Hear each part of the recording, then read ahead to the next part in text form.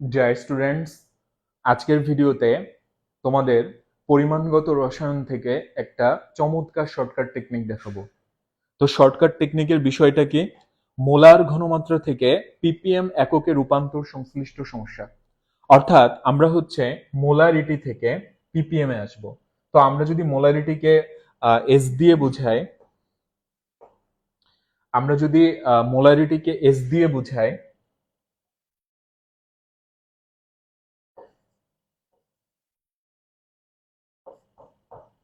তাহলে দেখো আমরা মোলারিটি থেকে কিসে আসব? পিপিএম এককে আসব। তো দেখো আমরা যদি মোলারিটি থেকে পিপিএম এককে আসতে চাই বা এর উল্টাটা যে পিপিএম থেকে মোলারিটিতে আসতে চাই, তাহলে আমরা যে শর্টকাট সূত্রটা ব্যবহার করব সেটা হচ্ছে পিপিএম ইকুয়াল 1000 ms। দেখো আমি এটা আবার এখানে লিখতেছি, সেটা হচ্ছে পিপিএম ইকুয়াল 1000 ms। এখানে এম দিয়ে কি বোঝায়? এম দিয়ে হচ্ছে মলিকিউলার ম্যাস বা হচ্ছে আণবিক ভরকে বোঝানো হয়, আর এস দিয়ে হচ্ছে মোলার কনসেন্ট্রেশন বা মোলারিটিকে বোঝানো হয়। তাহলে দেখো আমরা একটা প্রবলেম সলভের মাধ্যমে এই বিষয়টা আরো ভালোভাবে ক্লিয়ার করে নিই। যেমন এখানে কোশ্চেনটা হচ্ছে 0.01 m ঘনমাত্রার সোডিয়াম কার্বনেটের একটি দ্রবণের ঘনমাত্রা পিপিএম এককে প্রকাশ করো।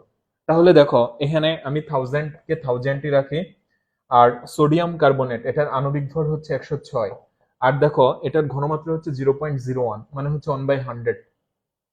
তাহলে দেখো এখন যদি তুমি কাটাকাটি করো, এটা এই দুইটা শূন্য দুইটা শূন্য বাদ, তাহলে কত থাকবে? 1060, অর্থাৎ 1060 পিপিএম। এটাই হচ্ছে আমাদের কাঙ্ক্ষিত উত্তর। তো তোমাদের সবার জন্য অনেক অনেক শুভকামনা রইল।